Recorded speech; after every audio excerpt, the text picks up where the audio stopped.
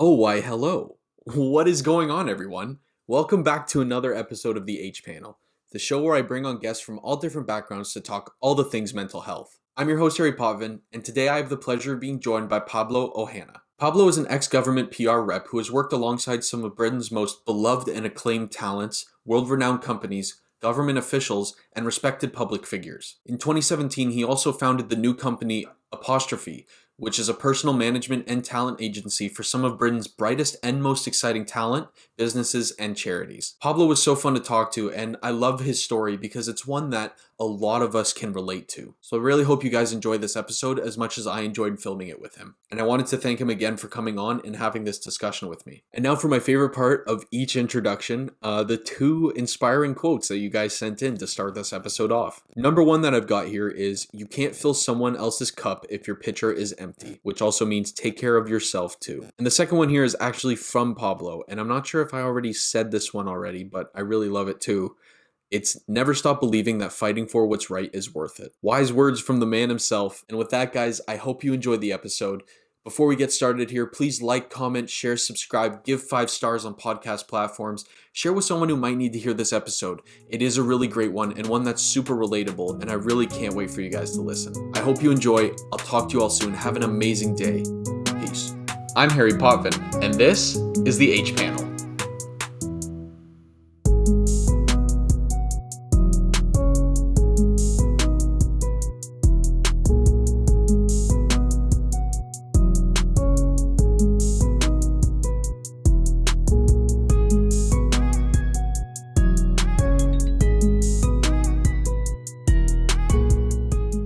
So before we get to into anything, I wanted to get to know a little bit about you first. hmm So what got you into your line of work? Like what kind of inspired you to get into building your own business? um, so it's actually a very strange story. A very long story short, I was really a big fan of the actor Billie Piper. Do you know? I mean, she's in Canada, just like big in Doctor Who, right? You've been posting about it, right? Yes. So Yeah, yeah. she became, I would say, I mean, she was huge in the UK in the 90s. She was a pop star. Then she kind of went away and she kind of rebranded herself as an actor, and no one really took her very seriously. And then she landed a role in Doctor Who, which is huge in the UK and massive in America as well. And anyway, so I was a big fan of hers, and I think I was 14. I was very young, and she was in a play in London, so I travelled down to go and see her, and I met her. And at the time, I was running a fan site for her. And she was like, "Listen, I would love to take you for a drink to say thank you for your work." And so we went for a drink and essentially began working with her then. And she grew from kind of being she grew in credibility, and that people kind of like started to take her seriously as a stage actor. And so with that, my credibility grew as well. So I would go to people and they were like, "Oh, Christ, well, if Billie Piper trusts you, then yeah, fine, let's go." So from there, I just went all over the place. So I worked at Titanic Belfast, which is like a visitor experience all about Titanic. I worked in politics. I was like an advisor to the leader of the Liberal Democrats here, which is sort of a liberal left party in the UK. I worked with other sort of talent, so other actors, presenters. And that's sort of how it built. And then the point at which I started my own business was because I was actually in the civil service here in the UK. So I was running marketing for the road safety campaigns, and I really enjoyed what I was doing, but I really hated the constraints of being in the civil service. And so you were stuck with, I have this great idea as to how we can save lives and really make a difference, but you would have a secretary of state, or you would have a minister, or you would have someone who was like, "No, that's too risky, it's too out there, it's too controversial," whatever it was. And I found it so frustrating because like I said, I loved the job. I had so much fun, and it felt like a really valuable and a good thing to be doing. But it just I just hated those constraints. So I left and I started my business. And yeah, it's been been an experience, but it's been good fun actually, and I felt like it kind of was difficult last year, but I think this year is starting to kind of restabilize. I hope anyway. Yeah, fingers crossed, right? Holy. That's like that was everyone's wish in 20 like on New Year's Day. We're like, just please, just any less than 2020 would be great. I mean, well, the thing for me is 2020 did bring us Joe Biden, and listen, I'll be forever grateful for that. Mhm. So I feel like no matter how bad, I mean, 2020 was awful, but I will give grace for the demise of Donald Trump. Wait, you don't like Trump? Why? I couldn't possibly tell you. I mean, I definitely not just down here. You'll see Hillary having Oh, her. nice. Oh man. So, I want to talk about because you mentioned it to me. I want to talk about when you turned 26. You realized you experienced that kind of fall in your Yep, mental health. yep. What kind of started that?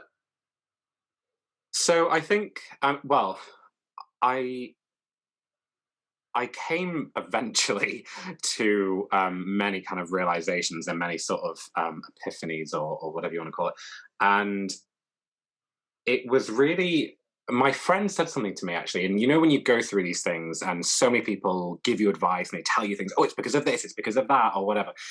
And my friend said something to me that really stuck in me, and she talked about me having deprioritized my personal life, my relationships, my friendships forever because I didn't go to university. So I'm not quite sure what the education is like in Canada, but you have like, hey, you do GCSEs till 16, A levels till 18, and then you go on to university where you get your degree. Mm. Most people follow that trajectory. So you go on to university and then you get a degree and you follow through into that field of work. I was dreadful in school. I basically bombed all my GCSEs and A levels. I had to try, I think it was 4 or 5 times to get my maths GCSE, which is like an absolute base. Like you have to get that, like absolute basic, you know. And I kept, it just did not fit into that sort of that kind of system, and I didn't have a great time. I was pretty badly bullied, and so I really didn't want to go to university. I was absolutely dead set against it, and it meant that in my mind I had decided that I was going to have to work 10 times harder to get where I wanted to be. And so everything else was put on hold, and everything else was kind of pushed away. Everything was kind of kept at arm's length, and so I never really took the time to even really take holidays. So I would get to the end of any job, and they'd be like, "You've still got loads of holiday left," because it just was not. It just wasn't in my nature to relax or really kind of take any time, and that was um, sort of exacerbated when I went into politics, which is so just full on all the time. I mean, every single second. The idea that you finish is just.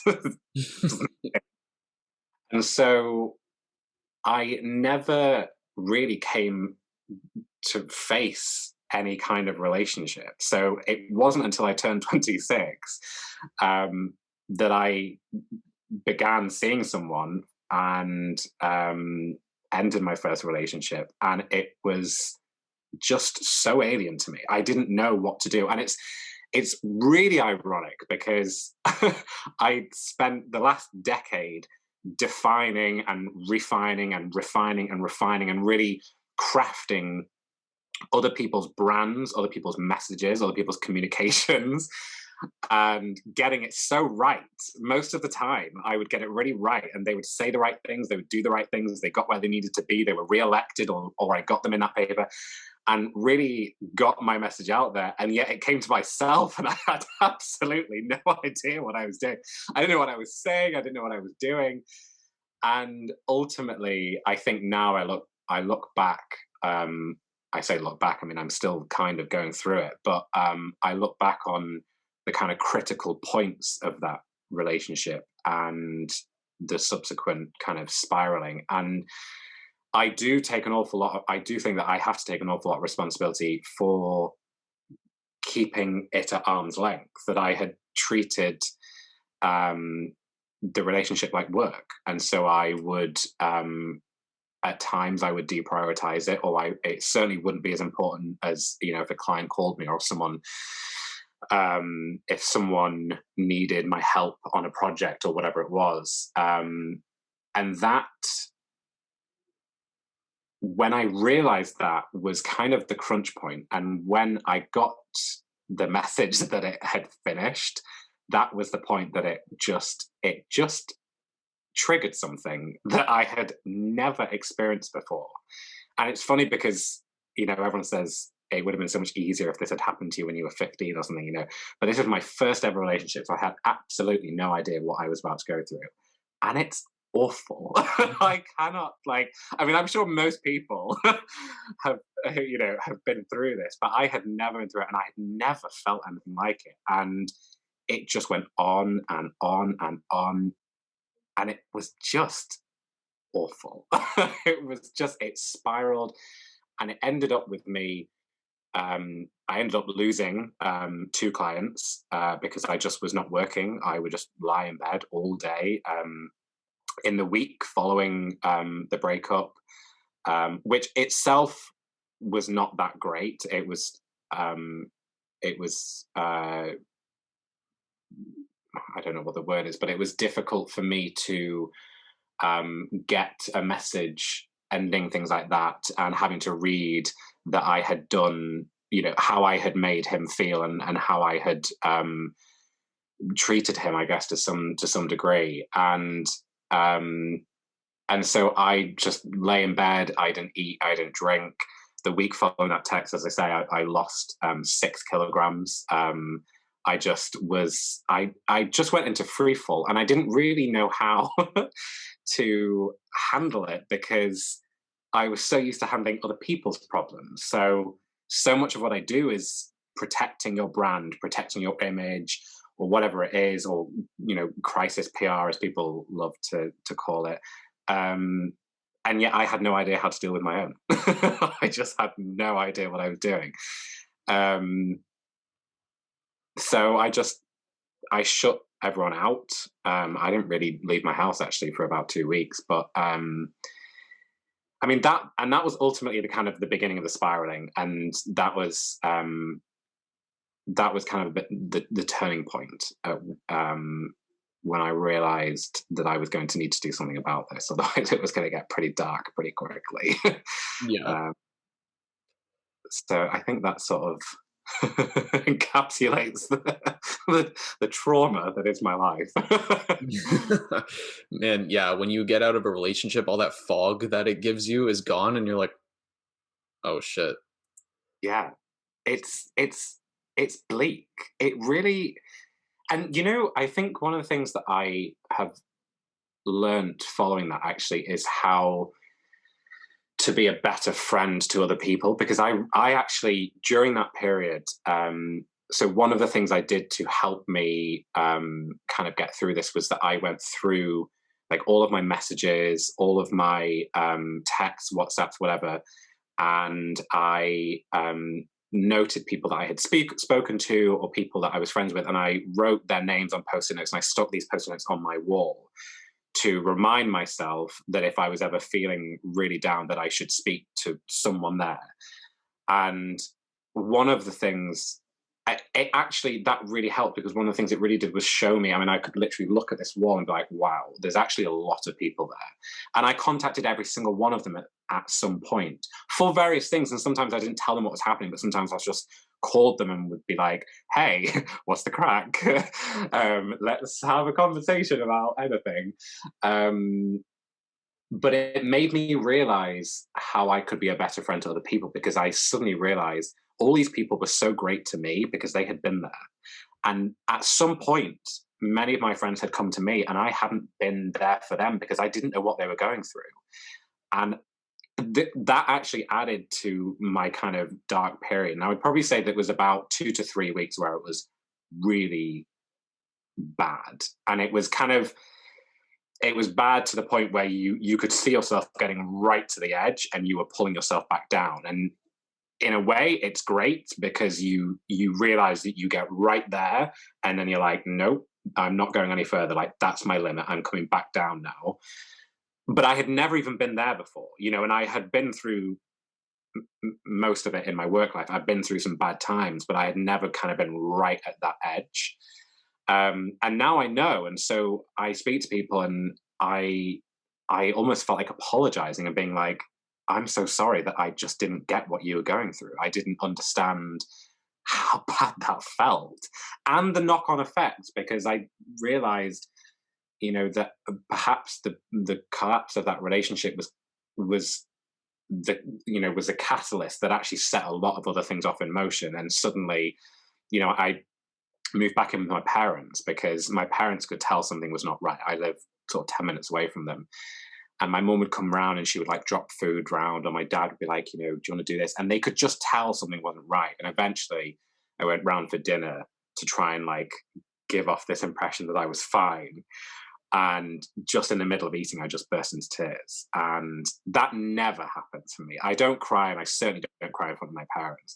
And it was just uncontrollable. I just didn't know where to go or what to do. And so it was that 3 week period was pretty bleak. And I would say that the the idea that I had not been able to help other people get through a similar period in their life was actually quite distressing for me, because I I like to think I'm a good person and a good friend to people, and the idea that someone would come to me um, in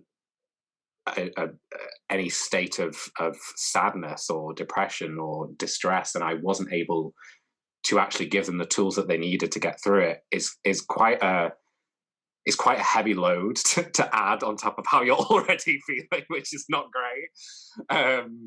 So yeah, I mean, it was tough, to say the least.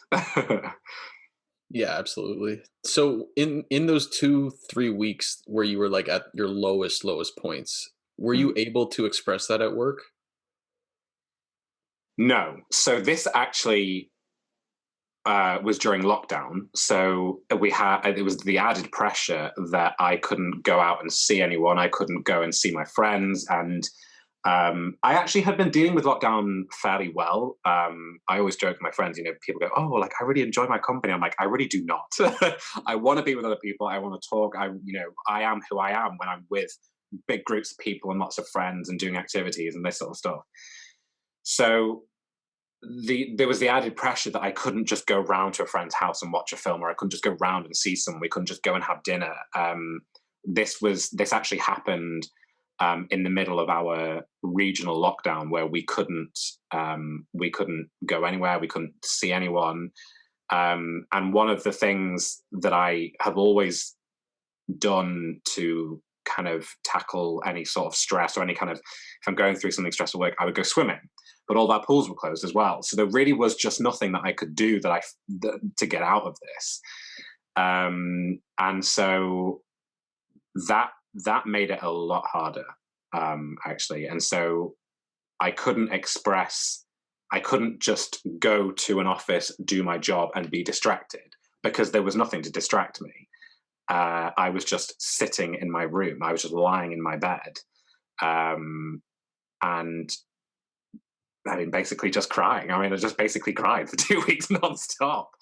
Um, and like I say, it feels easy now for me to be like, well, that was just heartbreak. But actually, it was and still is. This was back in November 2020. Was the I think was a catalyst to me just realizing many things about myself, that I had kind of been blocking off and pushing away and not really wanting to deal with. Um, and so actually, I think it was part of something a lot bigger, rather than just this sort of breakdown of relationship, which was sad and is still sad to me. Um, but the avenues for which people would normally suggest were not available to me. I couldn't go swimming. I couldn't see friends. I couldn't see any family apart from my parents. And I'm not particularly, and perhaps this is part of the problem, I'm not particularly an open person with my parents. We are close in the sense that, like, I would go round and we would go for activities together. We'd go to cinema, whatever, and all the rest of it. And ultimately, I always know that they would be there for me, as they have been. I moved back in before Christmas. But I'm not the kind of, I don't have the kind of relationship that some people have where your parents are the first, oh, I've just got a new relationship, or I've just got a new, this, like, I would go to friends first because I'm much more of a kind of, I'm just more that way inclined. So that made it harder. Man, like, yeah, that's why like, these lockdowns, I get it. I get, we're trying to reduce the spread, but they're shutting every output for source, or what am I saying? Every outlet of stress. Wow, I don't know what I was saying there. But they're like taking everyone's stress relievers away, and they're not Yes. replacing them with anything. No. And then you get these news articles like in Canada, like my mom just sent me this news article where they're like, depression and suicide cases are increasing during lockdown, and they're surprised about it. Yeah. Yeah. Well, I can't. I it. I can't imagine actually um, have being where I am outside of lockdown. I would actually don't think that I would have had to face all the problems that I did. So I don't know if in the long term it may have been a good thing. I mean, it certainly did not feel like a good thing in the moment, and still doesn't. Like, I still would prefer to be able to see my friends, but um, I do think that there is going to be a big um, turn in focus when this begins to dissipate, because we can't ignore the problems that people are facing at the moment. And, actually, one of the really funny, or not funny, but ironic things about this whole situation is that I have worked with or for the Liberal Democrats in the UK for 7 years now. And one of their big issues they have gone on and on and on about is mental health. And we were in government between 2010 2015, and one of our ministers, Norman Lamb, it was his thing, and he just hammered it, hammered it, hammered it. And I remember thinking at the time, why do we go on about this so much? And I even said to a few friends, like, I don't understand why we are so obsessed with this issue, because it had never affected me. I had never felt low. I had never felt depressed. I'd obviously experienced sadness. I had lost family members, or I had experienced hardship in work, or whatever it was, and I had been through bullying and everything. But I had never really experienced depression or serious mental health issues. And so I remember thinking, like, we go on about this all the time, and I didn't get it at all. And there was a point where I thought about this a couple of weeks ago, and I was like, gotcha, gotcha. Absolutely get it.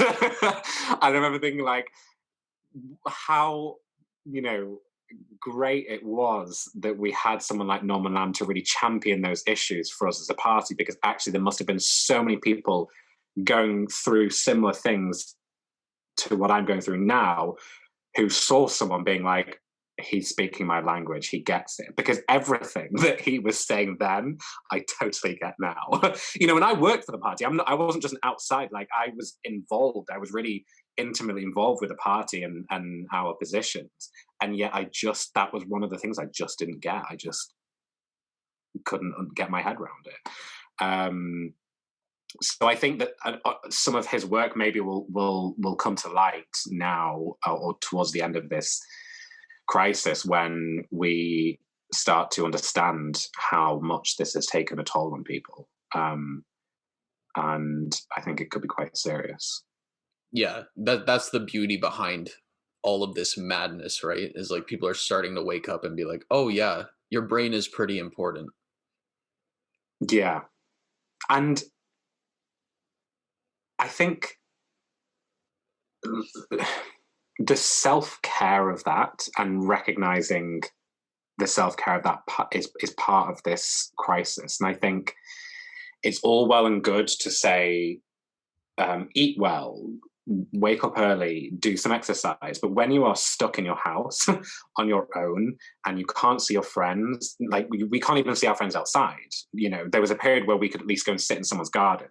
We can't even do that. So to exercise the self-care that actually you need to do. And again, I'm saying this as if I have got tons of experience. I'm saying this because I've only just realized at the age of 26, having built my own business, worked with like senior politicians, been in government, like worked with like high profile celebrities, I'm only just realizing this now. And this was one of the things that I was really looking for, is someone to appreciate and understand that actually that self-care is important, no matter when you realize it's important. And I only just realized it now, or recently. And I think it's going to be a really, I think it's a really tough idea to come to terms with, because some people, myself included, have this wall, and particularly in politics and in PR and in public facing roles and jobs, you build this brand, this image. And for me, the biggest part of that self-care process of having to accept that actually that wasn't me. And you joke about this a lot, and my friends would joke that I'm the sort of Doug Stamper of their group. Doug Stamper is like a really cutthroat PR person in House of Cards, for anyone who doesn't know. And the idea that you have to then actually let that go and accept that that isn't who you are in that moment was probably the toughest bit for me, because everybody saw me as that. Everyone was so surprised when I reached out to them. They were like, wait, what? You're going through something? Like, it just was such a surprise. And that was the toughest thing, because in order to have any kind of, I think personally, any kind of self-care, or to kind of look after yourself, you have to accept that you're not feeling great. And that's tough when your job is to be great and professional and happy 24/7, and I think that really was the first hurdle I had to kind of overcome, to kind of accept that actually I had been through something quite traumatic, and accept that I can't be that sort of Teflon all the time. And that was hard, actually. That would be the hardest thing for me. How did you get over that hurdle? Well, funnily enough, one of the things that I have struggled with starting my own business is the line between a friend and a client. And I have one in particular, Richard, who is a politician here in Manchester, and he's so great. And he's the kind of person who, I think in the back of my mind, I always knew he would be there for me. But we have had a pretty up and down relationship, and we lived together, and then we didn't. And it hasn't always been smooth, but it made it difficult for me, because on the one hand, he's a client, and so going to him with a problem is difficult. But he was a friend before he was a client. And so I sort of had to spend a long time dropping him hints and sort of trying to be like, I remember him contacting me, and he needed me to do a press release. And I was like, yeah, no problem. And I said no problem, even though I had zero kind of motivation to do it, because I just was lying in my bed, having not eaten for 5 days or whatever it was. And what happened was a coincidence, in that another member of our party reached out to me saying that they were struggling with their mental health. And I did what I could, and I kind of gave him some tips as best as I could, and I tried to help him as much as I could. And it went back and forth a little bit, and I eventually texted Rich and I said, listen, I can't deal with this. Like, I am going to be honest with you, I'm struggling to keep my sort of motivations up. I actually don't think that I have the strength to look after somebody else as well. Can you pick this up for me? And I I said that to him, and he sort of was like, are you okay? What's going on? And I sort of said, listen, I'm not feeling that great. A few things have happened, all the rest of it. 2 days later, there was a knock on my door, and I was lying in bed, and I just was feeling like crap. And I dragged myself out of bed, and the door kept knocking and knocking and knocking. And I was like, oh God, this person needs to fuck off, whoever it is. And I opened the door really kind of like, I don't know what I was wearing, but it was not suitable for public consumption. And I was like, had been crying and I hadn't eaten. And it was Richard at my door with like ice cream and chocolate and all this sort of stuff. And I stood there and I just burst into tears. And actually, I think the way that I confronted it was him forcing it on me. Because otherwise, I'm not sure that I ever would have done. And it's a moment that I probably will never forget for the rest of my life, because despite everything we had been through, him being there was changed everything for me. And there have been other friends, and I can't I can't overstate enough how important friends are during any type of process or struggle like this. But having to get over that hurdle somehow is something that I think perhaps was done for me, as opposed to me really having to do it for myself. But I mean, I don't know really, because a lot of my friends who I've spoken to since this have sort of said, well, listen, we wouldn't have done that for you if you hadn't already done it for us, or you hadn't done something similar. And so I don't know at what point people make the decision that they're going to be the kind of hero that you need in that moment, even if you don't know you need it. So I don't know. I mean, I opening up about my feelings has never been something that I have been comfortable doing. And I think that there were a series of events with my friends, another one, Hannah, who happened to be on FaceTime with me at the very moment that this guy texted me ending it. And she was like, what's just happened? And I was like, and I sort of did this whole thing where I was like, I'm just going to turn the camera a little bit. And I mean, she was, God love her. He texted me about 10 p.m. She stayed on FaceTime with me until about 7 a.m. the next day, whilst I just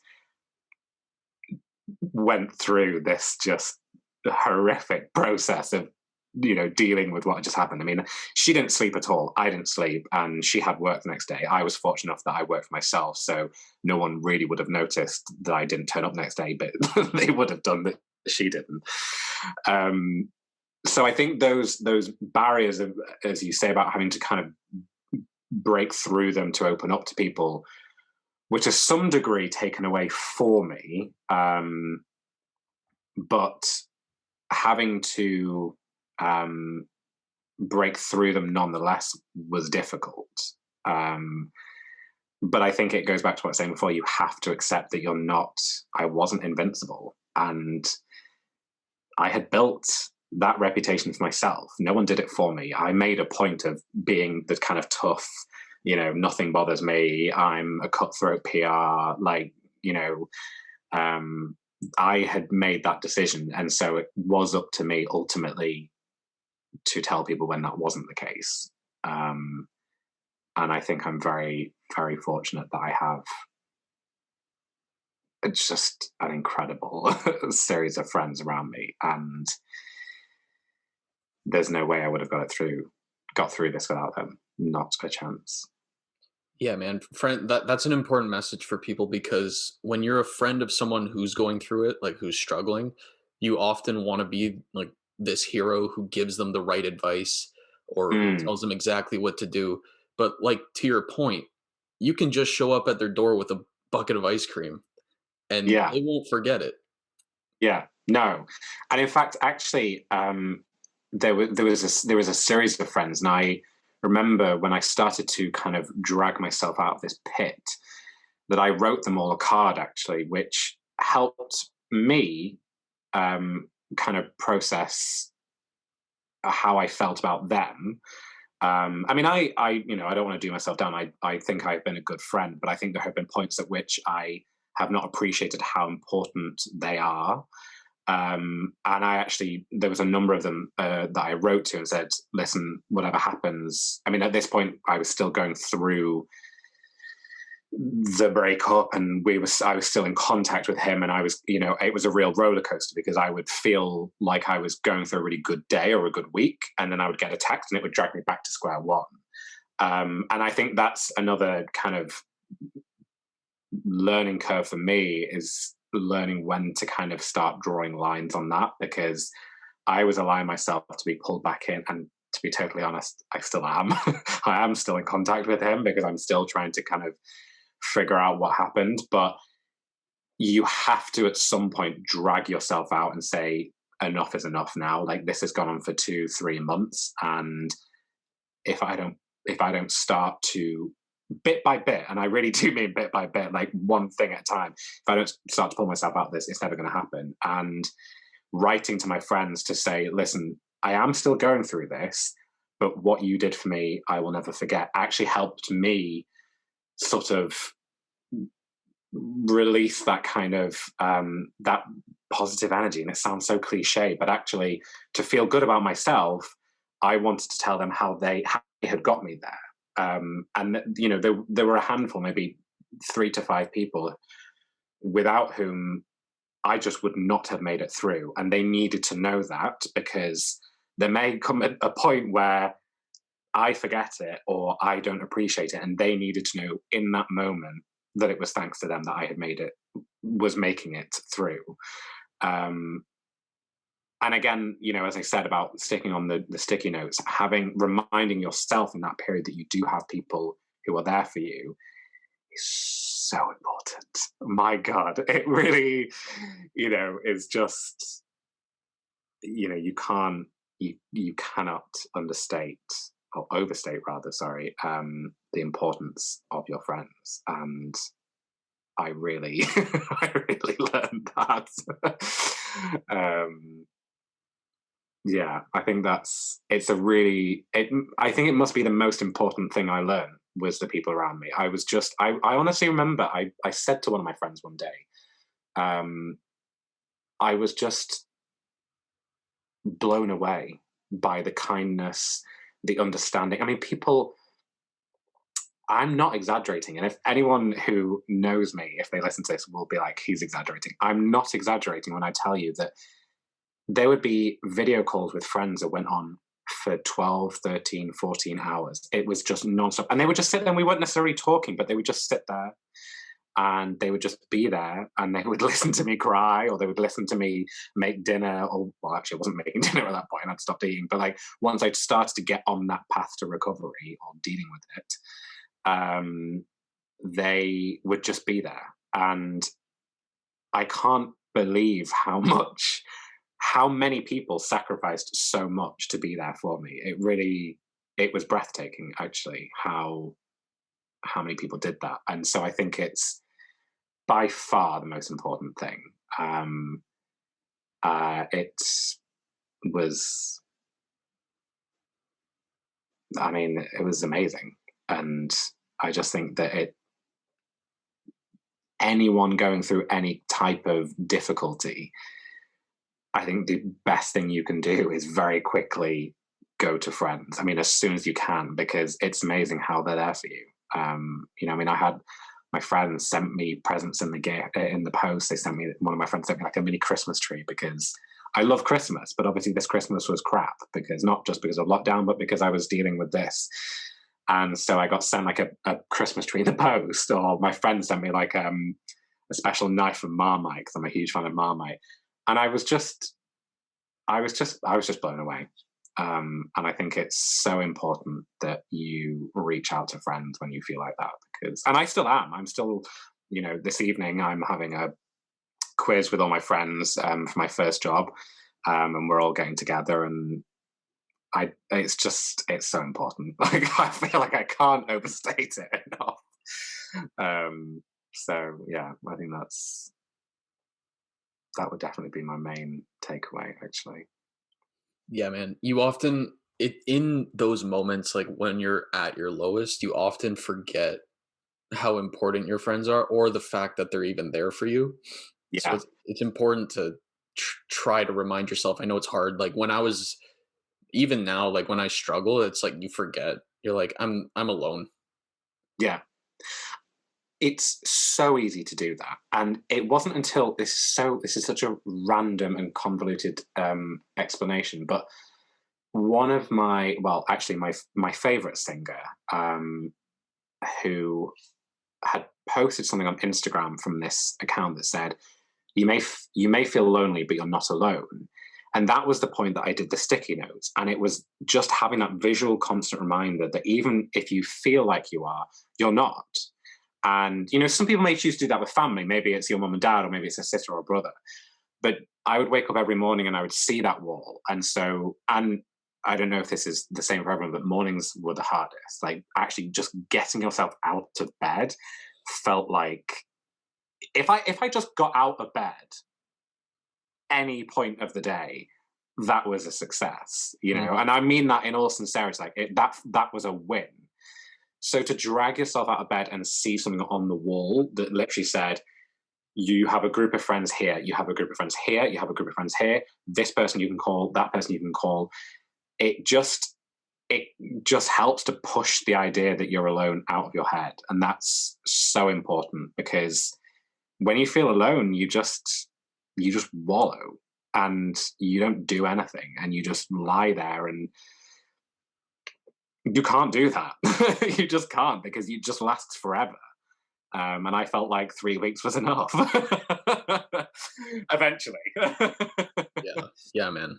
Even if you don't have like direct friends, or you're not like a friendly person, this is what I love about social media, is that yes, with it we're a little more distant from everyone, and oftentimes you can get sucked into that rabbit hole and forget that you have people that care about you out in the real world.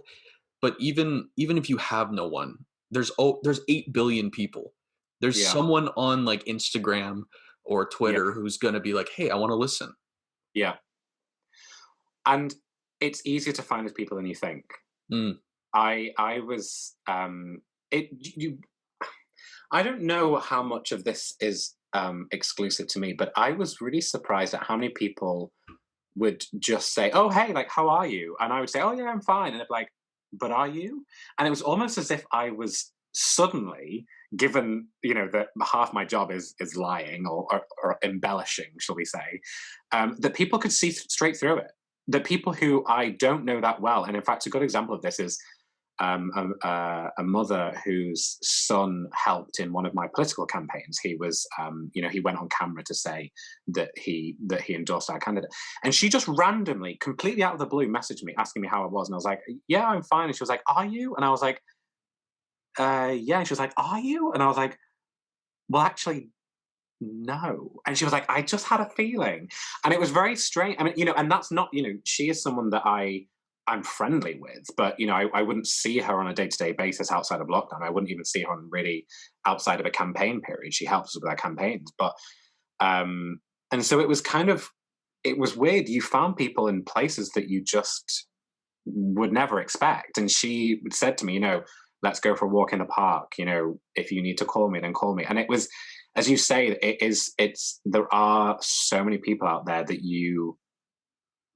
probably don't even remember, that you have forgotten you even know, and yet they would be there for you.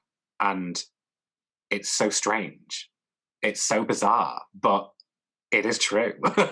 And you sort of have to almost fight with that to kind of, well, why do they want to listen to me just spout shit? Like, why? And that's the other thing, is I felt an immense amount of guilt about the pressure I was putting on my friends. One in particular, Hannah, who was with me for sort of 3 days straight on FaceTime. I felt so awful, just so guilty about what I was putting onto her, because I could see that she was being affected by my just complete distraught. And it was just crying and crying, like, uncontrollably, and then not being able to speak, and not being able to eat, and not being able to, just paralyzed. I was just paralyzed, and I could see what it was doing to her. And that is, it's a lot to put on people. But it was just amazing to me that she was like, "It's fine, that is what I'm here for." And to your point, like, there are people there, and it's amazing that what they are willing to put themselves through for you. Even when you feel like there's no one there, you feel like there's no one there, no one wants to hear your story, like, get over it, you've been dumped. What is the big deal? People get dumped every single second of every single day. You were only with him for 6 months or a year or whatever it was. You don't need to have this in your life. Why are you so upset about it? I never got that. I never got, all those fears that you think you're going to get. You think that they're going to dismiss you. You think they're not going to answer the phone. I remember texting Richard, and Richard is not a good person to text back. And neither am I. I'm awful. I've got hundreds of unread messages. But I texted him just being like, hey, what are you doing? This was just one day. This was maybe a couple of weeks ago, actually. I just said, what are you doing today? And I was like, I'm working all day. And he said, why? And I said, I just wondered if you fancied like a walk outside. And he was like, yeah, what time? And it was like instant. He didn't even think twice. And it was just those moments, you just realize how important they are. And I think you need somehow to find it in you to find anybody, because I didn't find anyone who wasn't willing to listen or to call or to go for a walk outside, or within the restrictions of what we could do in lockdown. I just couldn't believe it. I genuinely, like, it really was so staggering to me that all these people were there for me. And I think you have to find that in you to find those people. You just have to give yourself 5 minutes to just scroll through your Instagram messages, or scroll through your WhatsApp, or scroll through your messages, and just look at who you've spoken to previously. And I guarantee, like, you'll be amazed at how many people are there for you. I'm still blown away by it. I don't know if you can tell, but I'm still, I'm still just amazed at how there for me people were and still are. I now know if I was to text people and say, I'm not feeling great, can we have a call? They would just do it straight away. And isn't that amazing? I mean, isn't that, like, if that doesn't at least make you feel a bit better, that in this whole world where we have so many terrible things with a pandemic, and depending on where you sit, Donald Trump, you have all these terrible things going on in the world, you have terrible things, and yet there are so many people who are willing to give up, in some cases, days of their life just to make you feel a bit better. And I just think that's great. I just think, great. Thank you. Because thank God for them. Yeah. Yeah, man. When you look at it through that light, the world seems a little less on fire. Yeah, it does. And I think remembering that day to day is sometimes tough. And I actually started a diary. I had the Calm app where you can, like, check in each day how you're feeling. And I remember so clearly, I had moved back to my parents and I was still not feeling great. And it was actually the day that I had met with Richard, and we'd sat in the park and we'd sat for hours, and it's freezing cold. It was like, I mean, it must have been near to freezing. But he stayed with me until about 10 at night, I think it was. And we just sat on this bench and we just talked, and we just, like, had snacks and just absolute shit. I mean, none of it was particularly meaningful. I mean, there was a brief period where we had a bit of a heart to heart, but I remember getting home and I got into bed and I opened that app. And for the first time since I downloaded the app, I clicked on, so you get, like, a series of emotions, and you choose, like, happy, sad, content, unsure, grateful. And I chose grateful. For the first time, I had not chosen sad or unsure. So there was a period of, like, 3 weeks straight, just sad, sad, sad, sad, sad.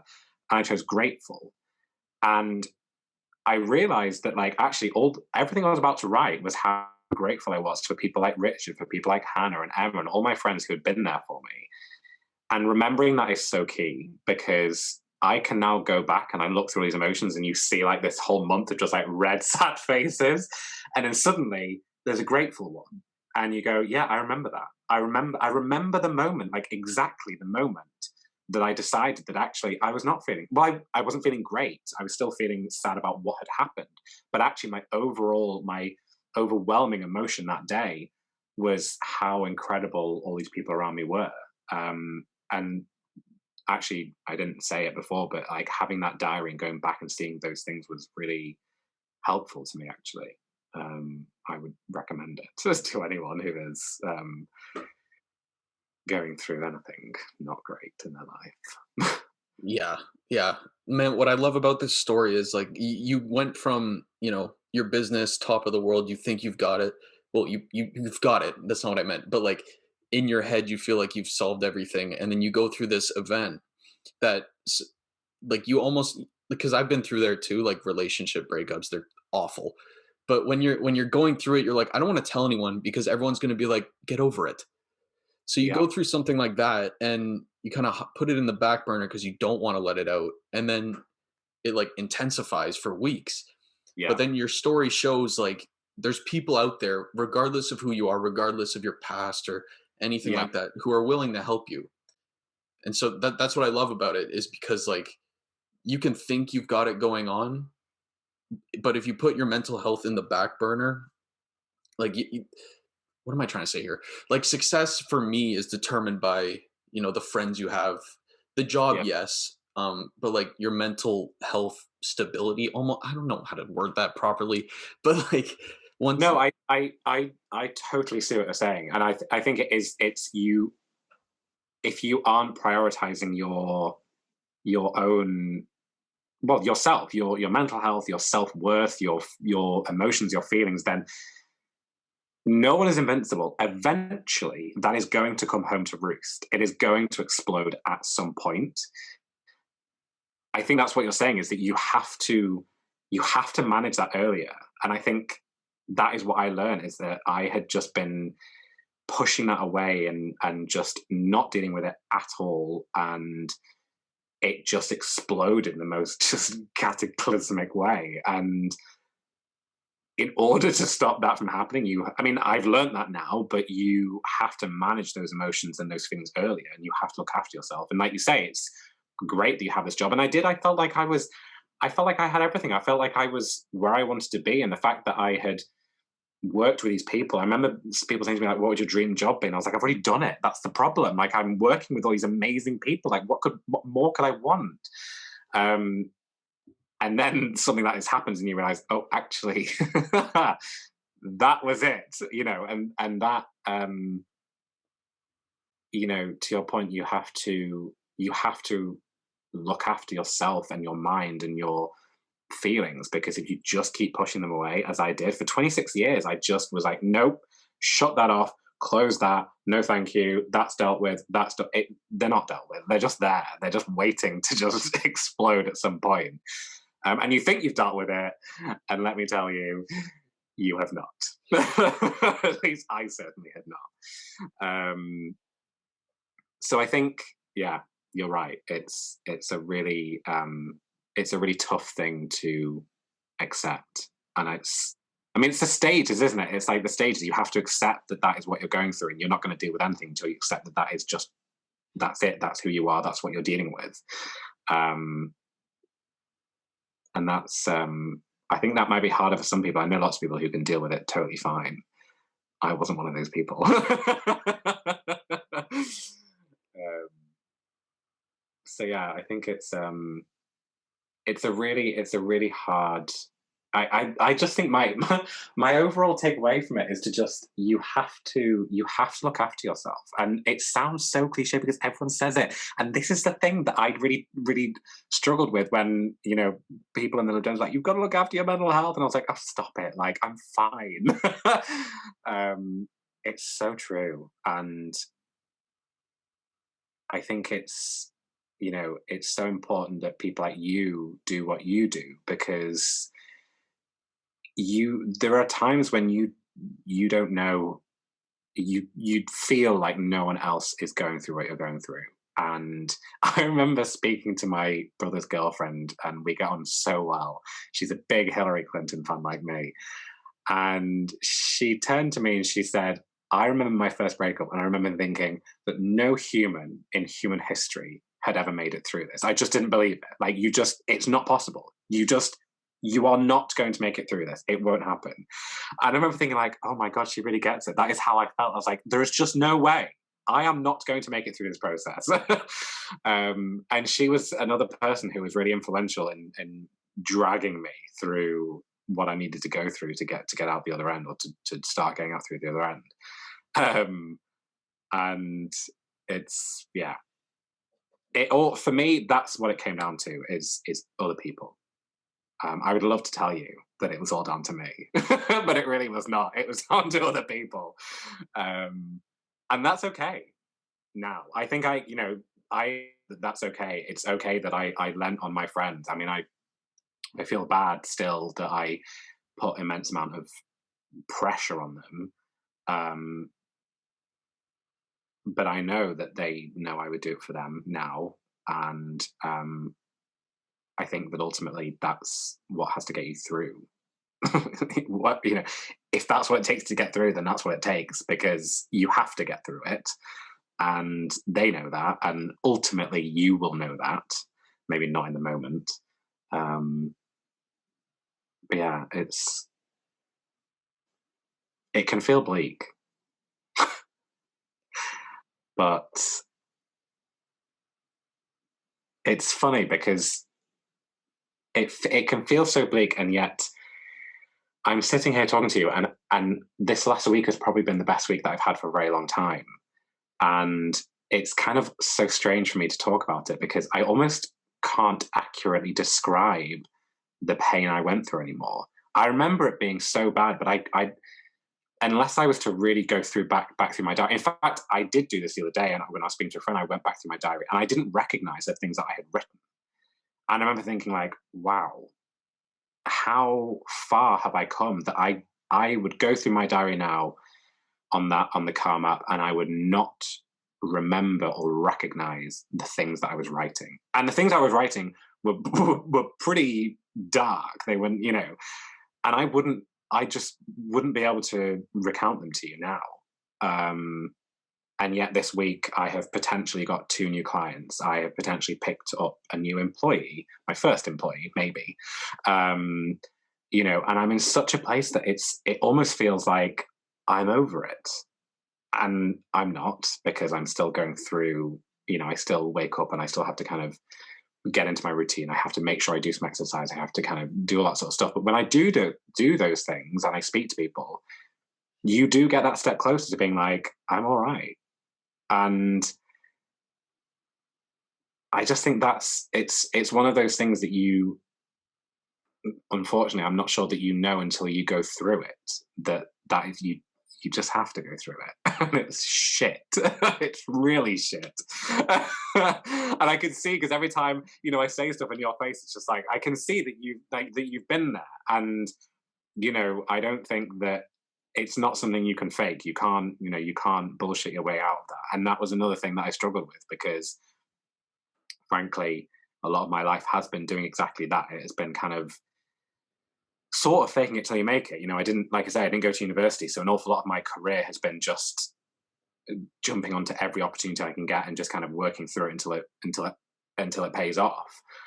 You can't do that with yourself. You can't do that with your mental health. You can't do that with those kinds of feelings. And when they're so overwhelming, you just have to accept that they are what they are, and you have to start taking just the tiniest steps to get through it. And I just think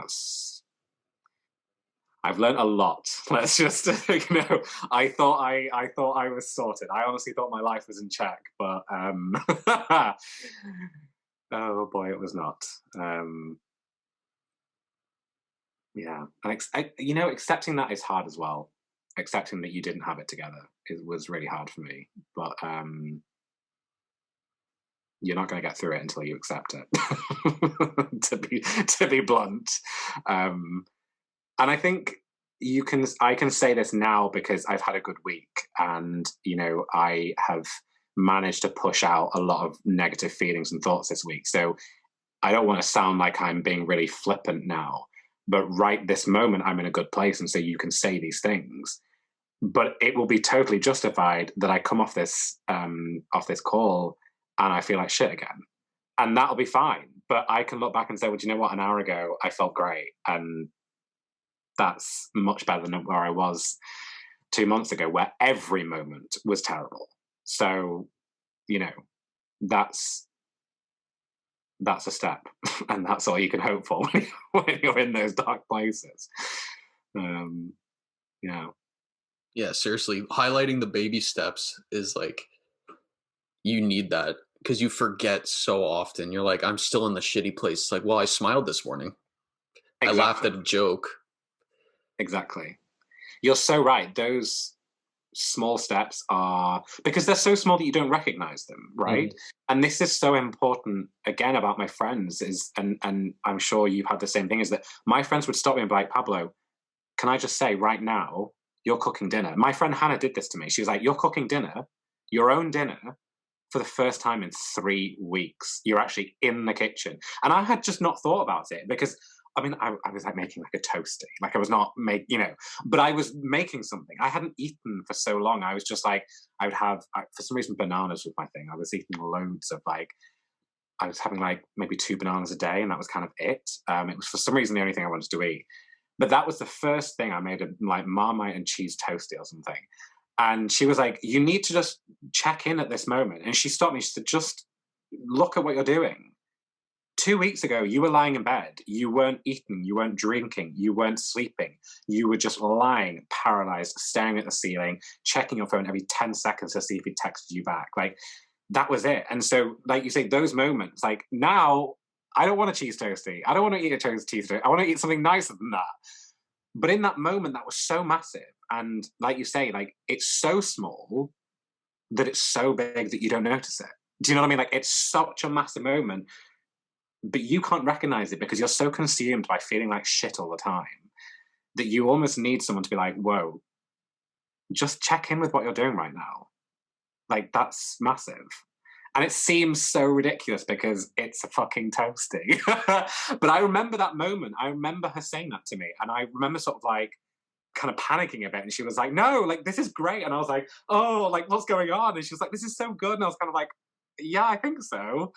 Um, but you're right, like those, just a toasty or smiling or laughing at a joke or getting 10 minutes of work done, or it's just, you do have to try and think of those just tiny steps and just get through them, because that's ultimately how you and how other people help you get through it, is just a game here or there. My friend Hannah loves this game Ludo on Facebook, and I remember I don't want to play Ludo, but she made me do it, and I got through a game of Ludo, and I was like, oh, that was actually, I got through that. I didn't think about bad things for a while. So yeah, you're absolutely right. They're really important, those small things. I love that advice. I hope viewers listen to that because that's so important. Where can my viewers actually? Where can they find you? I'm splattered all over the internet. I'm on Twitter at Pablo Ohana. On Instagram, I think I'm at Pabs94. But I don't think there are too many Pablo Ohanas. I think if you Google me, it's like, I had this today because I'm actually running a campaign for a client, and it's somewhat controversial, and so there's a lot of people who have found me online. So I have discovered through this process that it's not so difficult to find me. But I would actually say one of the things that I forgot to mention was reading, and I hate to say this because I actually hate reading, and I'm not a particularly confident reader, but that has really helped me. Finding something that I wanted to read about, and just a couple of chapters each night before I went to bed, leaving my phone on the other side of the room, leaving everything on the other side of the room, and reading something before I went to bed, actually stopped nightmares that I was having. I was having really bad nightmares every single night, and it stopped them. This week, actually, just this week gone, was the first week I went all week without having any bad dreams. So, and I think I put that down to, I started reading a book about Hillary Clinton, so which should be no surprise to anyone. But yeah, that was a really, really helpful tool, actually. Yeah, man. I love reading. That's another helpful tool I hope they listen to because it gets you out of the zone for a bit. You're like in another person's mind or another area, like a fantasy world almost, which is really important. Well, then Um, find something you love. Like, it doesn't have to be a particularly complex or anything, but just like find something you love, and it doesn't matter if it's a comic book or a biography or a crime novel, like whatever it is that helps you. I remember reading I had the soundtrack audio CD to Titanic, the film, and inside is like a booklet talking about how they recorded it. And I read that. It only took me about an hour and a half, but for an hour and a half, I was out. I was thinking about, oh, how great it was that like they recorded this and they did that, And do you know what? You got to the end of the day, that was an hour and a half that you were not feeling like shit. And this is coming from someone who does not read. I honestly, I am not a reader. Like I said, I bombed all my GCSEs and A levels. I'm not. That's not me. But it's frustratingly, I have to concede that it is an effective tool. So yeah, take that. yeah, anything that gets you out of the moment, it's important. Pablo, this has been fun, man. I appreciate you coming on. Thank you so much for joining me. No, thank you. And thank you for what you're doing. It is important. I am confident you are changing people's mindsets and, so thank you for what you're doing. Oh, thank you, man. And to all my viewers, I will see you guys next time. Hey guys, thanks for watching another episode of my show. If you want more episodes of the H Panel, the button's going to be right here. If you want to subscribe for more videos from myself, it'll be right down below. Please like, comment, share, give 5 stars. Let's keep this conversation going, guys, all right? I'll see you next time. Thank you for your support.